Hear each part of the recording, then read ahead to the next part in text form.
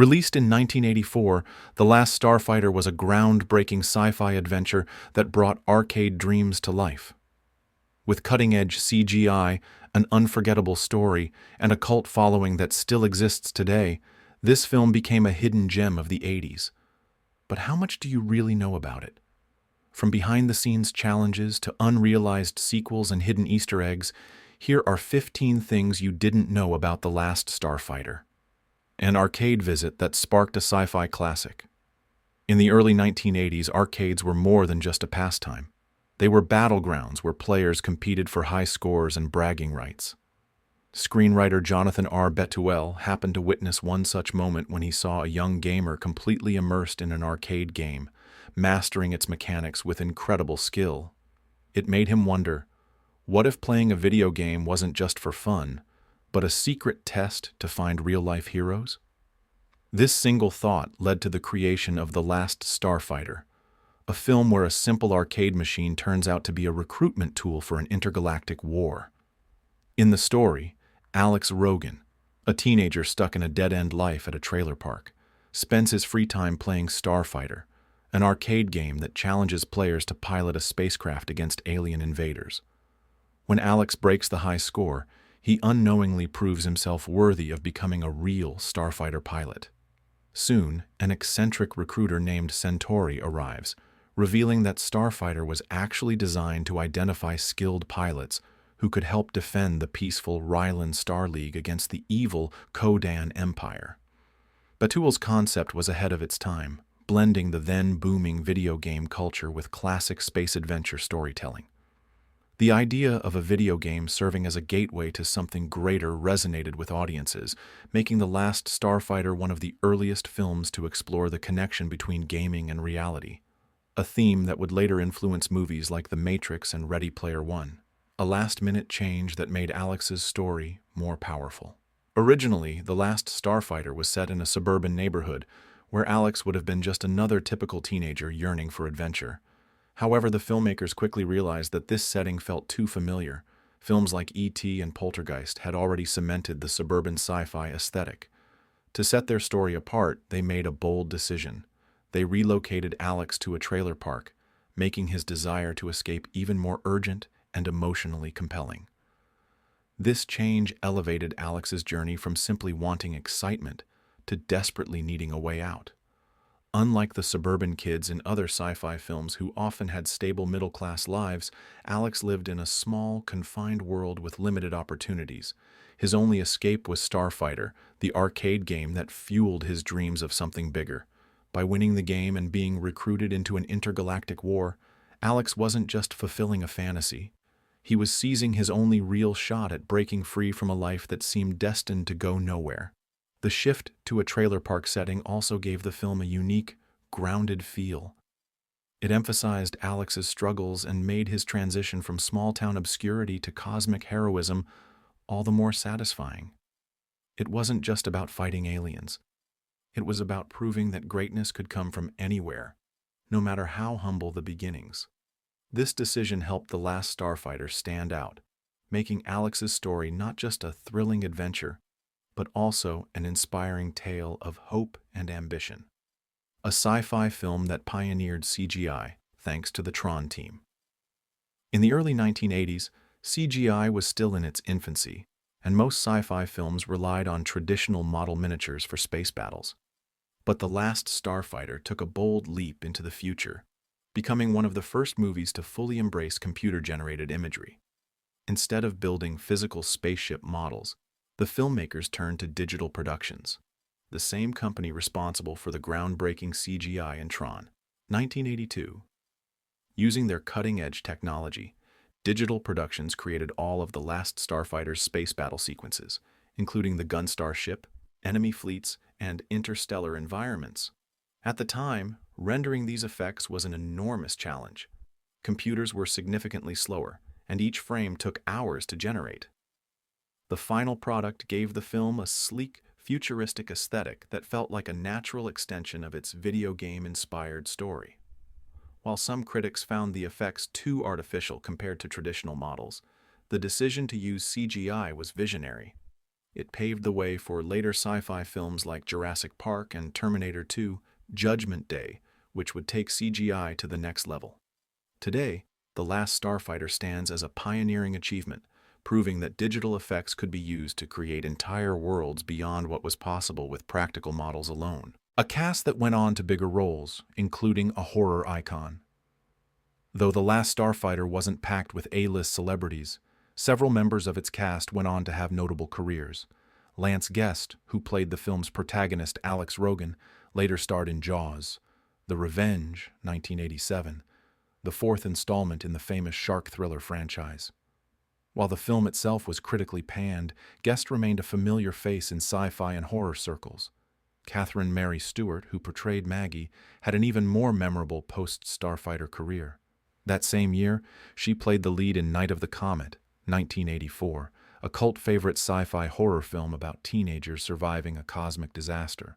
Her ability to balance action, comedy, and romance made her one of the most recognizable actresses in 1980s genre films. Perhaps the most surprising connection is director Nick Castle. While he later became known for directing movies like The Boy Who Could Fly and Dennis the Menace, his Hollywood career actually began in horror. He was the original Michael Myers in Halloween, 1978. Castle's transition from playing one of the most terrifying killers in cinema history to directing a heartwarming sci-fi adventure is one of the most unexpected career shifts in film history.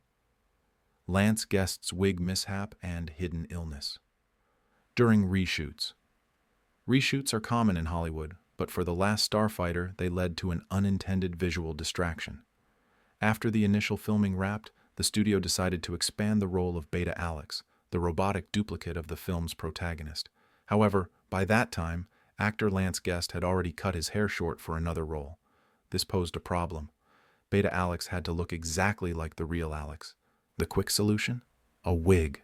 Unfortunately, it wasn't the most convincing piece of hair ever used in cinema.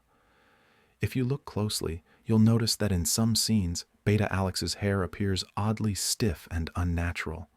To make matters worse, Guest was battling an illness during the reshoots, which left him looking pale and slightly gaunt. Between the wig and his weakened condition, some fans have pointed out that Beta Alex appears noticeably different in certain shots. Despite these challenges, Guest still delivered a strong performance. While some viewers find the wig distracting, others argue that it unintentionally enhances the uncanny artificial nature of Beta Alex, making him seem even more robotic. Whether a happy accident or an awkward necessity, it remains one of the film's most unexpected production quirks. Wil Wheaton's lost role and the mysterious IMDb credit Wil Wheaton is best known for Star Trek: The Next Generation and Stand By Me. But many fans don't realize that he was originally cast in The Last Starfighter, at least until his scenes were cut. Wheaton was supposed to play one of the neighborhood kids, a friend of Alex's little brother, Lewis. While he did film his scenes, they ultimately didn't make it into the final cut of the movie.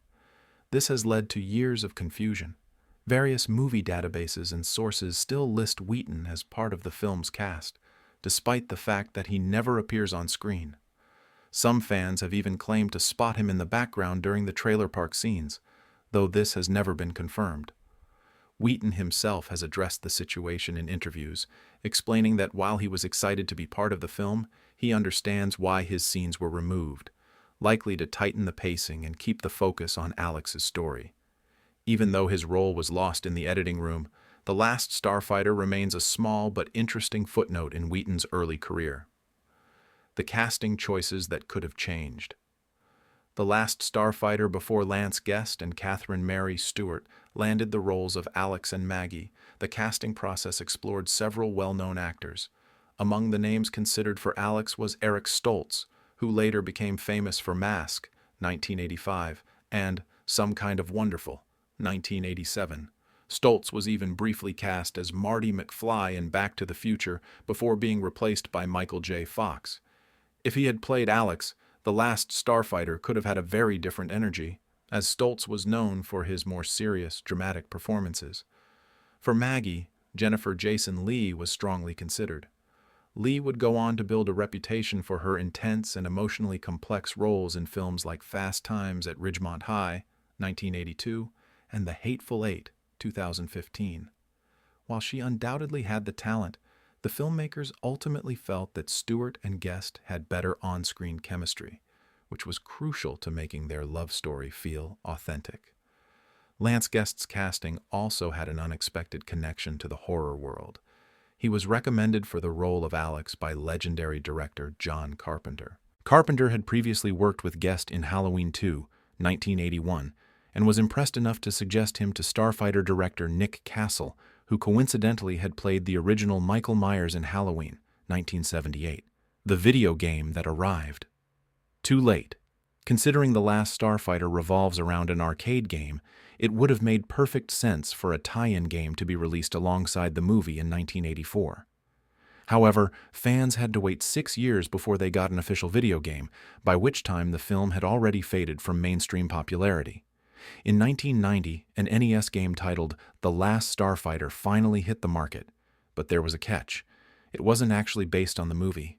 The game was just a rebranded version of Uridium, a Commodore 64 side-scrolling shooter with little resemblance to the film's story.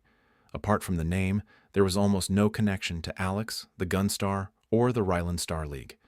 Atari had originally developed a more faithful Last Starfighter arcade game back in the 1980s, but for unknown reasons, it was never released.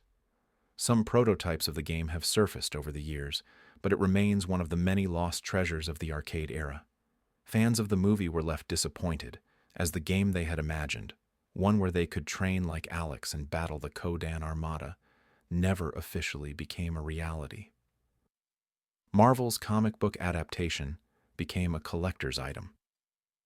In the 1980s, Marvel Comics was no stranger to adapting blockbuster films into comic book form, and The Last Starfighter was no exception. To coincide with the movie's release, Marvel created a 3-issue limited series that closely followed the film's storyline, allowing fans to relive Alex Rogan's intergalactic adventure in illustrated form.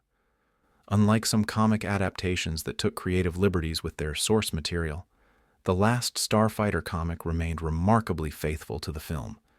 The artwork captured the look of the characters and spaceships with impressive detail, and the dialogue was largely intact. For fans who wanted to experience the story beyond the silver screen, this comic series became a must-have. Over the years, the Last Starfighter comics have become sought-after collector's items.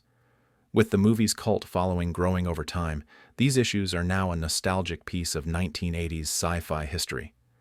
Finding all 3 issues in good condition isn't always easy, but for dedicated fans of the film, owning a piece of The Last Starfighter in comic book form is a worthy addition to any collection. Universal scrapped a brilliant opening logo idea.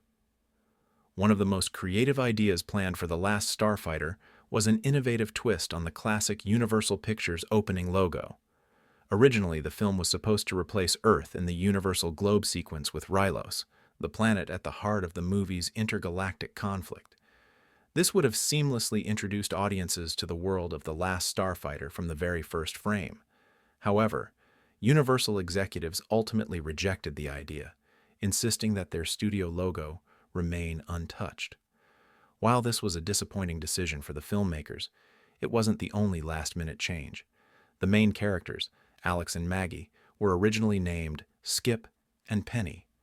Director Nick Castle, feeling those names sounded too cartoonish, made the change to make the characters feel more grounded and relatable. Despite these alterations, The Last Starfighter still delivered an immersive sci-fi experience. But one can't help but wonder, if Universal had allowed the modified logo, would it have set a trend for other sci-fi films to experiment with their opening sequences? It remains one of the many what-ifs surrounding the film's production. A sci-fi pioneer in CGI that changed Hollywood. When The Last Starfighter premiered in 1984, it was unlike anything audiences had seen before.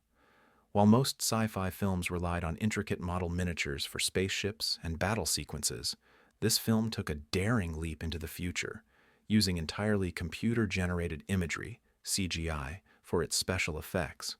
At the time, CGI was still in its infancy, mostly used for small-scale effects rather than full-fledged space battles. The production team partnered with Digital Productions, the same company behind Tron, to create the film's groundbreaking visuals. Every starship, every dogfight, and every planetary landscape was digitally rendered, a feat that was revolutionary for the era. While some critics initially found the CGI to be too artificial compared to traditional models, The Last Starfighter was ahead of its time. It proved that digital effects could create entire cinematic worlds, paving the way for future blockbusters like Jurassic Park, Toy Story, and Star Wars: The Phantom Menace. Today, nearly every major sci-fi film depends on CGI, but back in 1984, The Last Starfighter was one of the first to show what was possible in the digital frontier. Robert Preston's legendary final performance. Robert Preston was already a Hollywood legend when he stepped into the role of Centauri, the eccentric, fast-talking alien recruiter in The Last Starfighter. Best known for his iconic role as Harold Hill in The Music Man, 1962. Preston brought his signature charm and wit to the character, making Centauri one of the film's standout performances. Centauri wasn't just a wise mentor figure. He was a showman, a con artist, and a fatherly guide, all rolled into one. His rapid-fire dialogue and theatrical delivery made him instantly lovable, giving the film a unique energy that set it apart from other sci-fi adventures. In many ways, Centauri felt like an intergalactic version of Harold Hill, leading some to speculate that the character was written as a tribute to Preston's most famous role. Tragically, The Last Starfighter would be Preston's final film before his passing in 1987. However, his portrayal of Centauri ensured that his cinematic legacy lived on. For fans of classic Hollywood and sci-fi alike, Preston's performance remains a highlight of the film, proof that even in a story about space battles and alien wars, a little old-school charisma can steal the show. The Star Wars artist behind The Last Starfighter's Starships.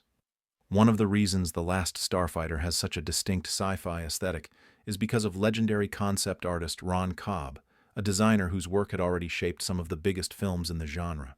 Cobb was no stranger to crafting futuristic worlds. His portfolio included Star Wars, Alien, and Conan the Barbarian. When it came to designing the starships for The Last Starfighter, he brought that same visionary approach.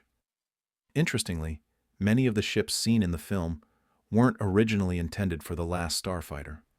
Several of Cobb's designs had been created for Alien but weren't used.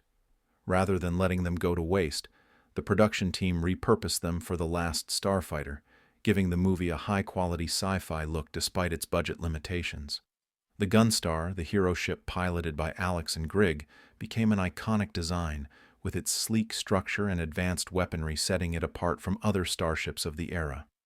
Though the film was relatively modest in scale compared to Star Wars, Cobb's work helped create a universe that felt vast and immersive. His designs ensured that The Last Starfighter had the visual grandeur of a major Hollywood sci-fi epic, proving that great artistry could elevate even a lower-budget production. How an arcade visit sparked a sci-fi classic. Sometimes inspiration strikes in the most unexpected places. For screenwriter Jonathan R. Betwell, it happened inside an arcade. One day in the early 1980s, he watched a young gamer completely engrossed in an arcade machine, mastering every level with remarkable skill. This simple moment led him to a groundbreaking idea. What if playing a video game wasn't just entertainment, but a test? What if being good at a game could turn someone into a real-life hero? That thought became the foundation of The Last Starfighter. In the film, Alex Rogan, an ordinary teenager, unknowingly proves his worth as a starfighter pilot by beating the high score on Starfighter, an arcade game that's secretly a training simulator. His skills catch the attention of Centauri, an alien recruiter, who whisks him away to fight in an intergalactic war. The concept was ahead of its time, blending video game culture with classic space adventure storytelling. Decades later, the idea of gaming as a gateway to another world remains a popular theme in films like Ready Player One and Free Guy. But The Last Starfighter was one of the first movies to truly explore the idea, capturing the imagination of gamers and sci-fi fans alike. From page to stage, the expanding universe of The Last Starfighter. While The Last Starfighter became a cult sci-fi favorite on screen, its influence didn't stop there. Shortly after the film's release in 1984, It was adapted into a novel by Alan Dean Foster, one of the most respected names in sci-fi literature. Foster was already known for his Star Wars novelizations and had a knack for expanding cinematic universes, adding new layers of depth to their stories. In his adaptation of The Last Starfighter, Foster didn't just retell the movie's events, he enriched them. The novel explored the backstory of the Rylan Star League, dived deeper into Alex's character development, and even expanded on the motivations of the villainous Kodan Empire. For fans who wanted to immerse themselves further in the film's universe, the book became a must-read. But the story's journey didn't end in print. In 2004, The Last Starfighter took an unexpected turn. It was adapted into an off-Broadway musical.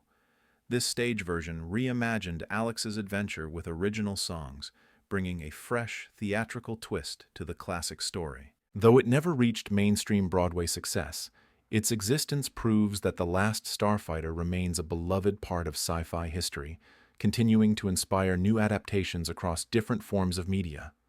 Decades later, The Last Starfighter remains a fan favorite, inspiring countless sci-fi films and even discussions of a long-awaited sequel. Whether you watched it back in the 80s or just discovered it, its legacy lives on. Which fact surprised you the most? Let us know in the comments, and don't forget to like and subscribe for more behind-the-scenes stories from your favorite classic films.